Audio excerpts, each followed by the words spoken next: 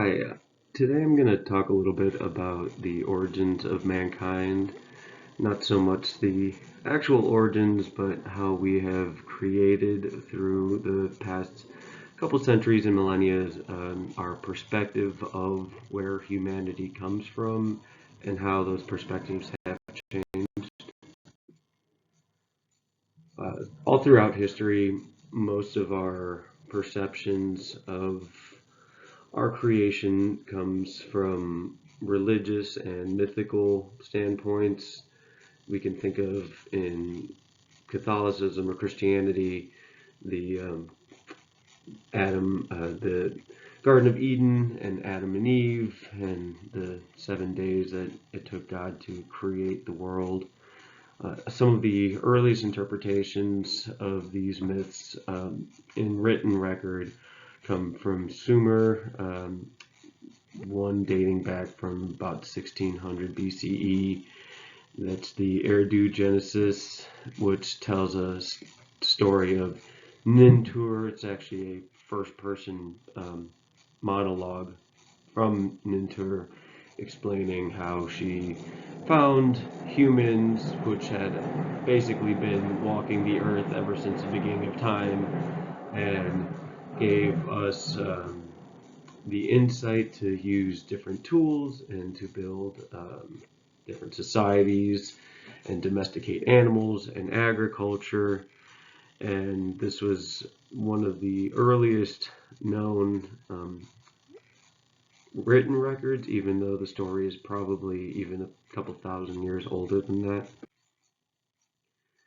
So as time went on and as society and civilization advanced, there was a greater emphasis on science and empirical data.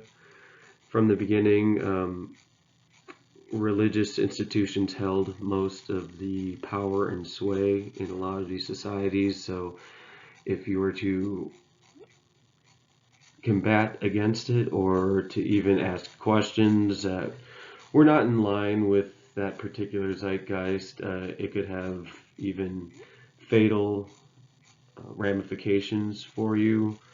And it wasn't until roughly about 500-600 years ago that science had started to evolve and become something that we know today.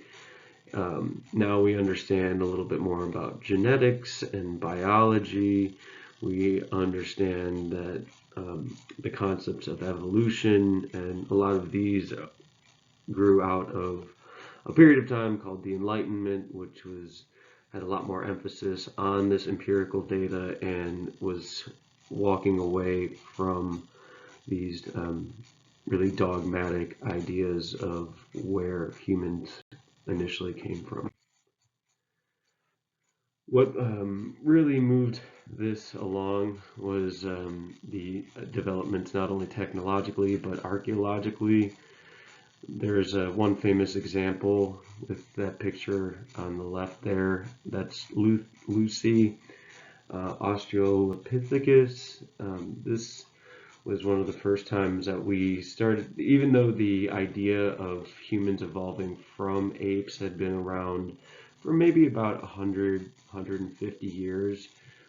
In the early 20th century, there was a boon of discoveries that was starting to connect these ideas and these hypotheses.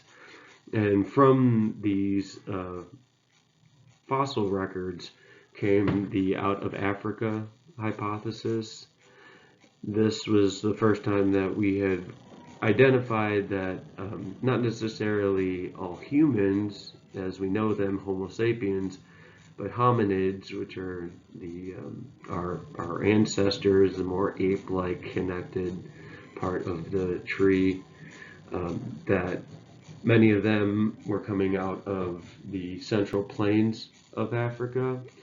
But as time went on, we were finding out that even that we felt was not the entirety of the story.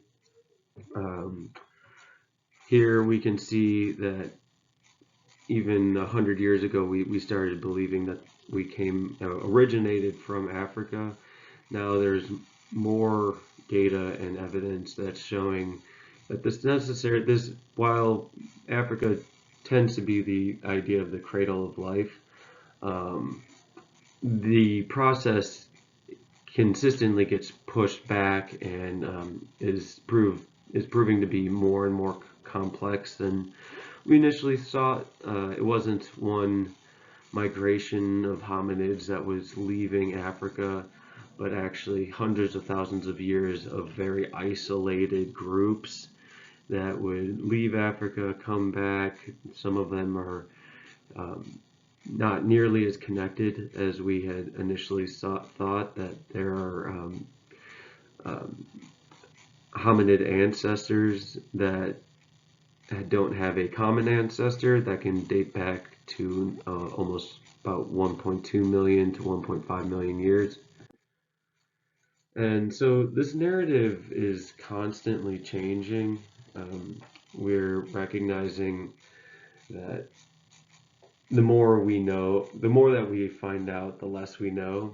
And that's one of the greatest advantages of science and the scientific method that we have today, is that every single one of these preconceived notions that we have gets challenged at some point, and we're finding that a lot of these dates that we were initially believing are getting spread out, and we're finding it to be a much more complex narrative.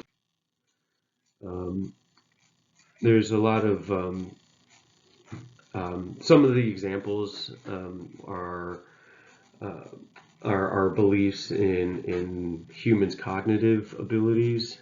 If even in my lifetime, there is a belief that society and culture started maybe about 5,000 years ago, and then we found archaeological sites like Göbekli Tepe,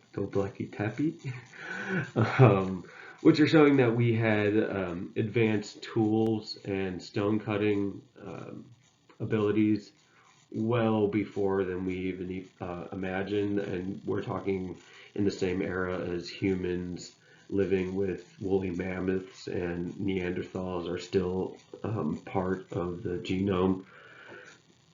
Another example, and this was initially one of the reasons that I had chosen this, was the typically we would think of cavemen. We picture cave paintings. Cave paintings had been around for thousands and thousands of years. Up until about 3-4 years ago, we believe that the oldest cave paintings there ever were in Spain, that were dating back 20,000 years ago, and then the discovery in some Indonesian cave systems found they did carbon dating on those and found that those paintings could potentially be up to 60 to 80,000 years, which is a significant change, which opens the door to so many other possibilities in terms of what we believe to be true about early Homo sapien cognitive ability. And a lot of these advancements wouldn't be possible without things such as carbon dating and other advancements in technology. Another reason that a lot of these keep getting shifted and altered is that whereas early on this was a purely religious expression, and then you had the dawn of biology, and now it's a very interdisciplinary field. You have advancements in genetics, paleontology, archaeology, even climatology, which is painting a more accurate illustration of what we were, where we came from, and how we came to be where we are today. So this is part of the journey. We are constantly learning new things about who we are as human beings, where we came from, and I always find this to be really insightful, exciting, because This is part of human nature. Our natural inquisitiveness leads us to constantly wonder, discover, and then reevaluate and rediscover who it is and who we are and where we came from.